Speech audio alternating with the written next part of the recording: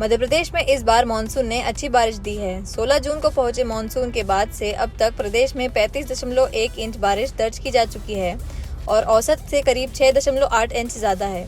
पूरे सीजन की औसत बारिश 37 इंच होती है और अब तक 95% बारिश हो चुकी है।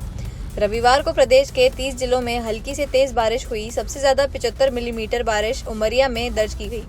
भोपाल, जबलपुर, इंदौर, रतलाम और सागर समेत कई जिलों में भी अच्छी बारिश हुई।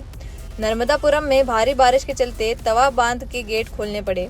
मौसम विभाग के मुताबिक प्रदेश में फिलहाल 3 सिस्टम एक्टिव हैं और अगले 4 दिन तक ऐसा ही मौसम बने रहने की संभावना है।